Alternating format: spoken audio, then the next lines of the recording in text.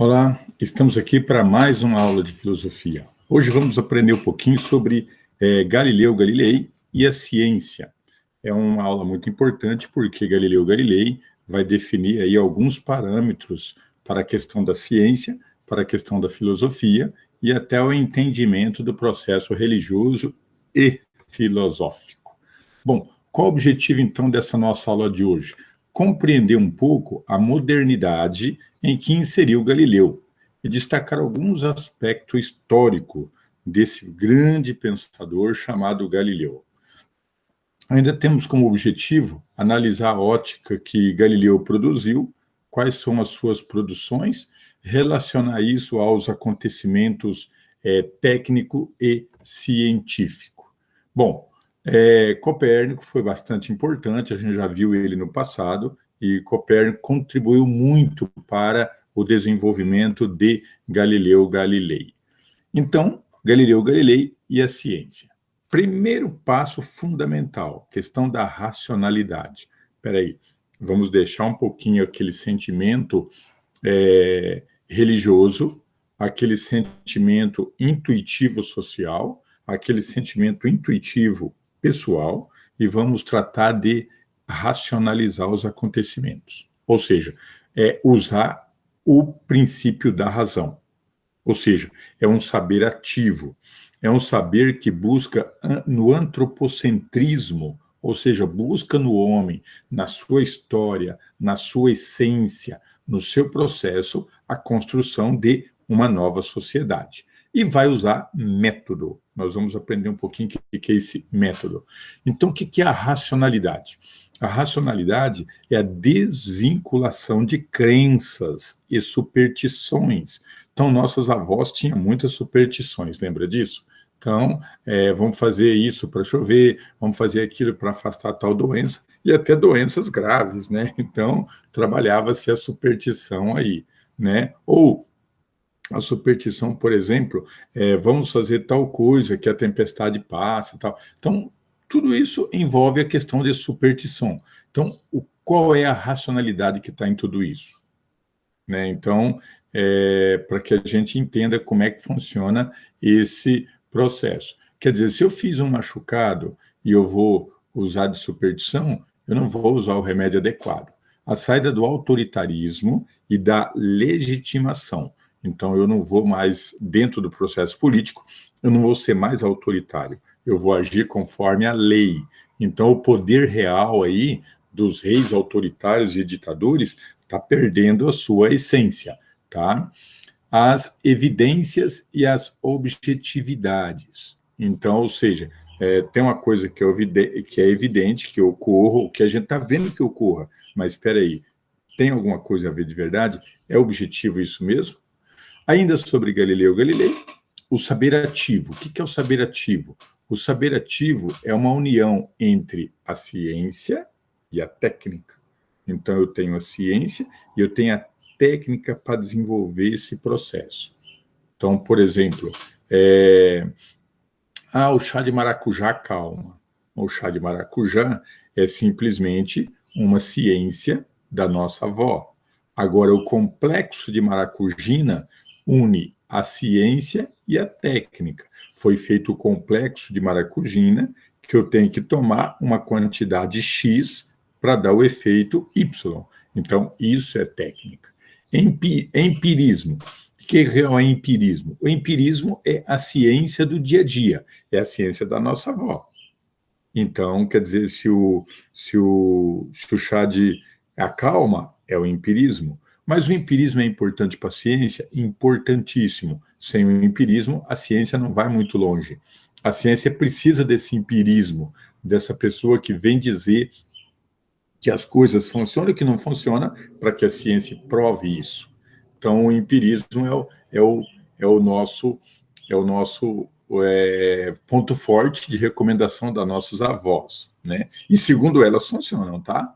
Então, antropocentrismo é o ser humano sendo a centralidade da investigação, é o ser humano sendo o ponto mais alto das decisões que vêm a ser tomado na política, na saúde, na economia, na decisão pessoal, coletiva e assim por diante.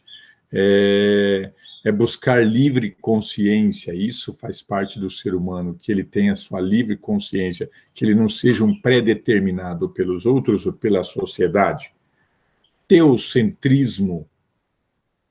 Então, aqui, o teocentrismo vai perder o destaque. O que é o teocentrismo? Teu quer dizer Deus, centrismo no centro. Então, agora, Deus deixa de ser o centro e o homem passa a ser o centro. Porque até aqui nós vivemos uma ideia medieval. E agora, nessa ideia medieval, Deus é o centro. Agora, quem passa a ser o centro é o homem. É o antropocentrismo. O teocentrismo perde a sua essência e assim por diante, né? Veja bem, o que é um método? A palavra método vem da origem meta, né? E isso significa via de caminhos. Então, o método é o caminho que eu escolho para a minha vida, para meu sucesso, para meu fracasso. Como que eu vou fazer as coisas? É como se eu estivesse numa cidade. Eu tenho que ir de um ponto A ao ponto B na cidade. Que método eu vou querer fazer para chegar a esse ponto?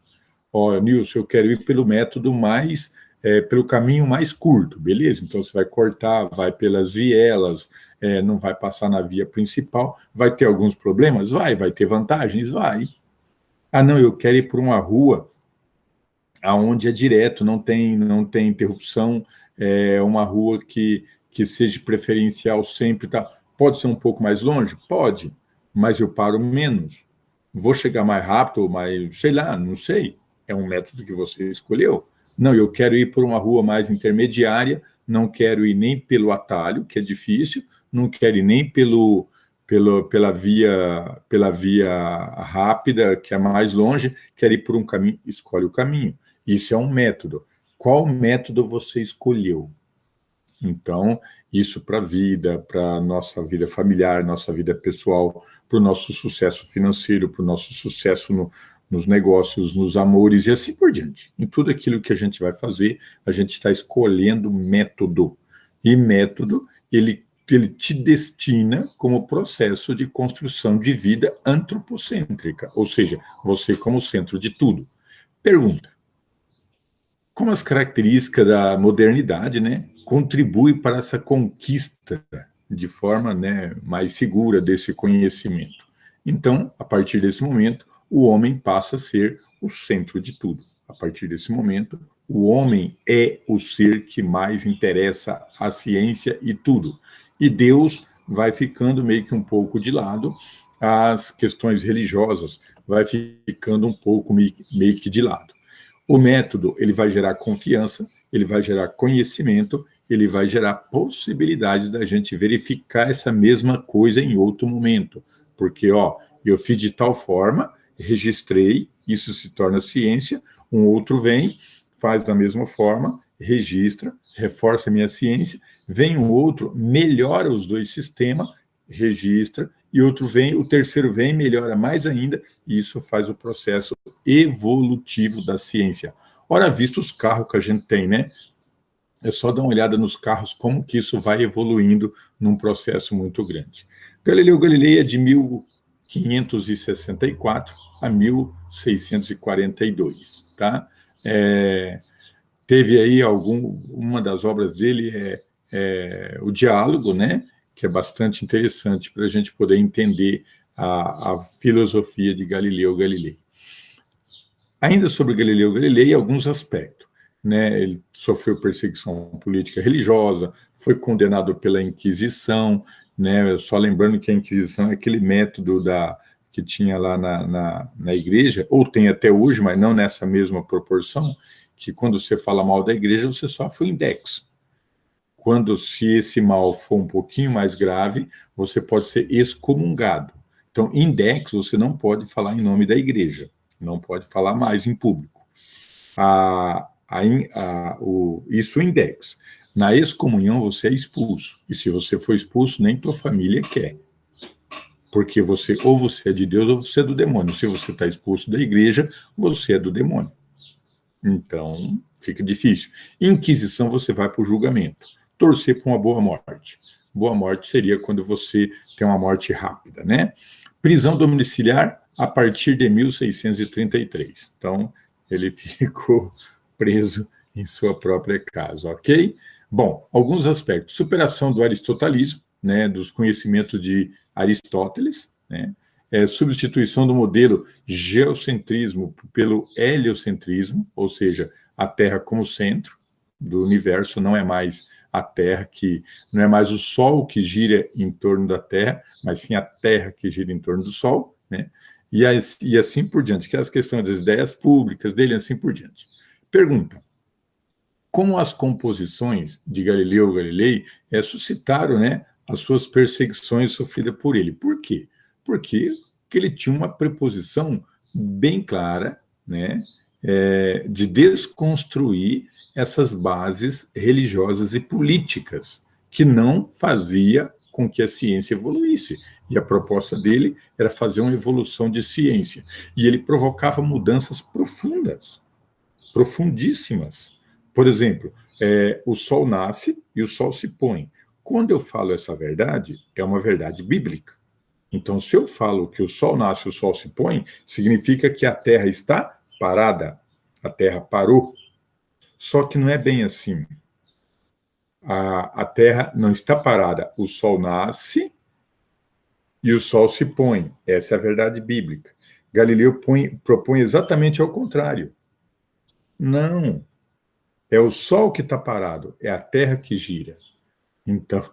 Então, isso vai contra as verdades pregadas na época, principalmente as verdades religiosas. Galileu Galilei, então, ele vai trazer algumas problemáticas do conhecimento, né? O que é o conhecer, como que se dá esse conhecimento.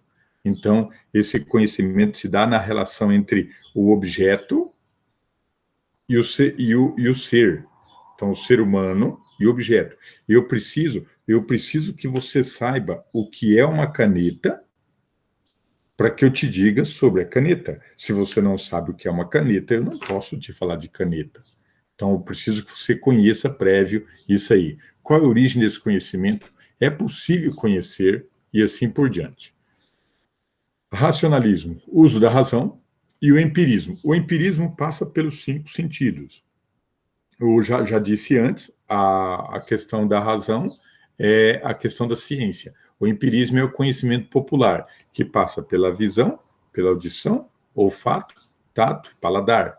Então, se atingiu um desses órgãos, ou atingiu alguns desses órgãos que a gente chama dos sentidos, dos 5 sentidos, a pessoa já adquire como verdade. Eu vi tal coisa, então é verdade, mas peraí, o que você viu? Será que é realmente isso? E assim por diante. O método, a gente já falou do método, né? São as experiências do dia a dia, né? E assim por diante que ocorrem em nossas vidas. Perguntas. Descreva o método de Galileu Galilei que possibilita essa forma de conhecimento. Qual é o método dele? Então, a partir do momento que você tem um método para realizar um conhecimento, você chega em alguns princípios de cálculo, de possibilidade e assim por diante. Essa possibilidade ela pode fazer conferência. Lembra que eu usei o exemplo da cidade? Eu vou por aqui, eu gasto mais tempo ou menos tempo? Por aqui eu gasto mais tempo e por aqui menos tempo. Mas espera aí, economiza mais ou menos combustível? Eu gasto mais tempo, menos tempo? Eu tenho mais ou menos possibilidade de acidente? Então, veja que tem o método é bom que ele cria esses parâmetros para você poder entender como que funciona. Concluindo, então, nessa aula de hoje, abordamos esse pensador maravilhoso chamado Galileu Galilei, que é muito importante para a nossa ciência, para o nosso desenvolvimento de vida e de tudo que a gente tem. Então, Galilei foi muito importante para a ciência, muito importante para o desenvolvimento de tudo que temos e sabemos e podemos conhecer. Homem que definiu, a partir daí, o rompimento do princípio religioso e o rompimento do princípio popular e passa tudo a ser ciência. Até uma próxima aula. Tudo de bom para vocês. Fiquem bem.